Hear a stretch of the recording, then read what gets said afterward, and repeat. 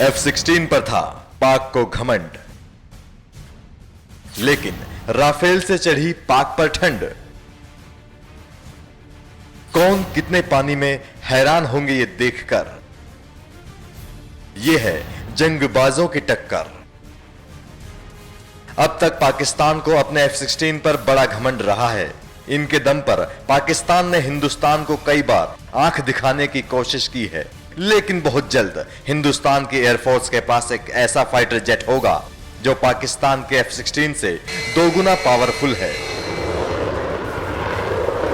यह विमान है फ्रांस में बना, मौजूदा वक्त में दुनिया के सबसे बेहतरीन विमानों में से एक, राफेल। आज हम आपको तकनीकी विश्लेषण करके बताएंगे कि आखिर कैसे राफेल के हिंदुस्तान में आने के बाद पाकिस्तान की सिट्टी बिट्टी गुम हो जाएगी।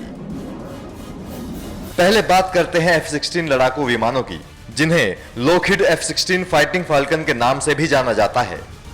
यह विमान अमेरिका की कंपनी लॉकहीड मार्टिन बनाती है। इस विमान की ऊंचाई 4.8 मीटर, डैनों का फैलाव 9.8 मीटर और लंबाई 14.8 मीटर है। लॉकहीड से पहले F-16 विमानों को जनरल डायनामिक्स बनाती थी। 1976 के बाद से उसने लगभग 4500 विमान बनाए, जिन्हें अमेरिकी एयरफोर्स खरीदती थी। हालांकि अब अमेरिकी एयरफोर्स ने इन विमानों को खरीदना बंद कर दिया है। अमेरिका ने पाकिस्तान को 1982 में F-16 के 2 स्क्वाड्रन दिए थे, जिसके जवाब में भारत ने फ्रांस से मिराज 2000 फाइटर जेट खरीदे थे। पाकिस्तान के अलावा ये विमान तुर्की, इजिप्ट और इजराइल के पास हैं। एक अनुमान के मुताबिक पाकिस्तान के पास इस वक्त तकरीबन 76 F-16 विमान हैं।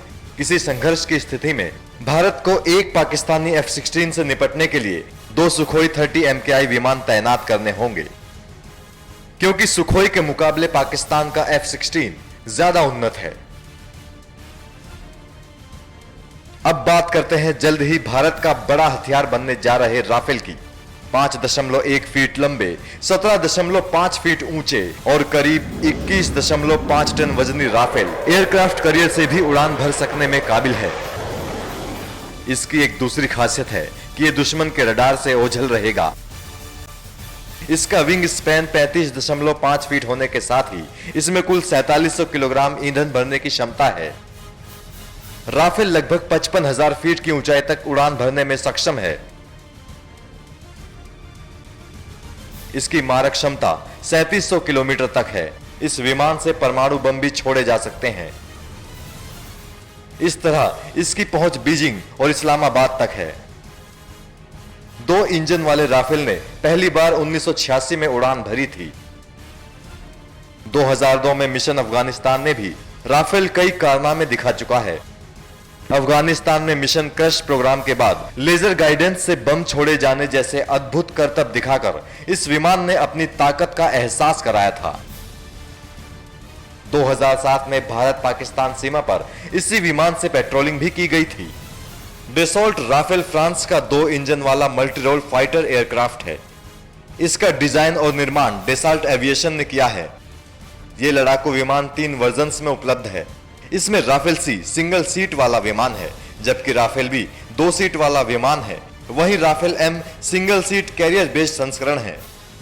राफेल की अधिकतम रफ्तार 1912 किलोमीटर प्रति घंटा है और यह 37,000 किलोमीटर तक जा सकता है।